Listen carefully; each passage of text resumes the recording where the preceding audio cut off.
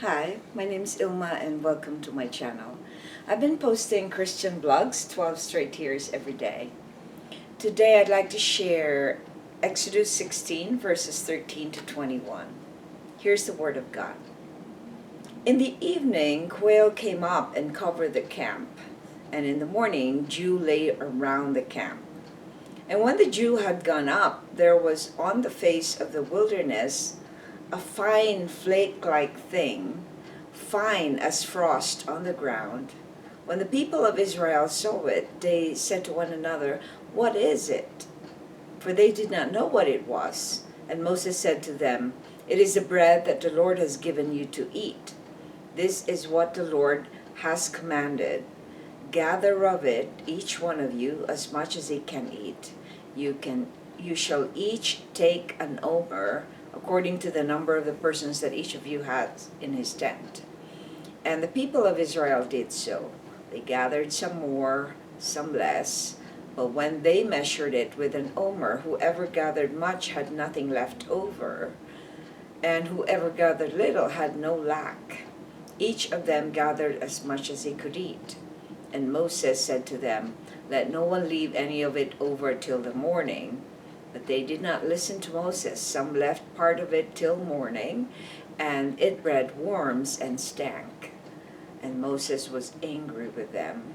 Morning by morning they gathered it, each as much as he could eat. But when the sun grew hot, it melted. Exodus 16:13 to 21. Here's a poem I wrote inspired by those verses. Quail and manna from heaven. As the Israelites grumbled about food to Moses and Aaron, the Lord provided them with quail and manna from heaven.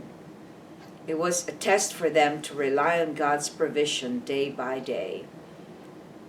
They were only to gather enough, as much as one could eat daily.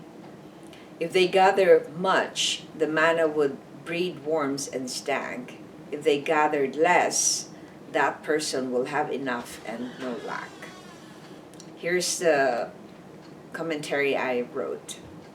We witness God's faithfulness to provide and to protect his people. After they grumbled and regretted what they were missing in terms of food supply, God sent quails.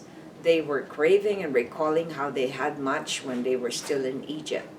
God sent them manna also. The manna had a stipulation. They were to gather only what they needed for that day. They could not get more than is needed for that day. This was actually a protection against greed.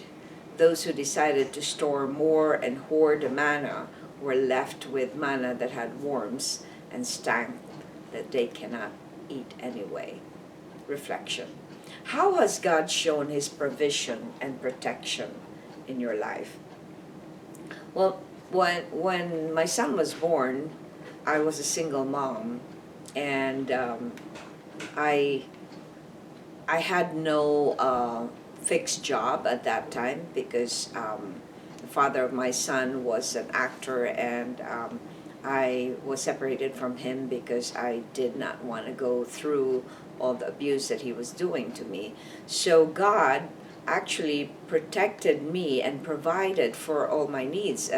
Just before I was gonna give birth and I was pregnant, the Lord gave me as much income as I needed, because I was transitioning from my theater career, which didn't pay as much, and I wanted to ask the Lord to give me a job that would provide for me to be able to provide for my son on my own. And so even though I did not have background in teaching, I was able to get a job as a teacher. And God, in the transition before I gave birth, gave me, I would be earning so much money in selling clothes and all kinds of accessories. So sometimes in 1 week I would be earning so much money that would keep me provided for the next 6 months. So that was a provision.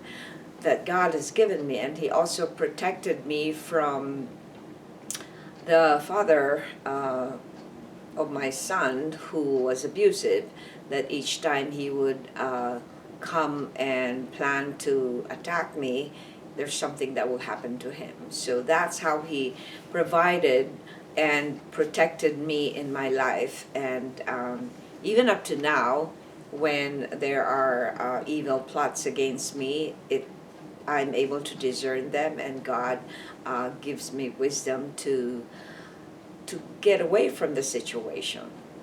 Thanks for watching. I hope you check my website at ilmaarts.com for artworks, photographs, and a copy of this blog. Please subscribe to my channel on YouTube so I could make more videos and give you the Word of God. And if you haven't already, check over 3,000 videos I've done on YouTube or Google. Just type Ilma's Poem Devotional. Have a wonderful day.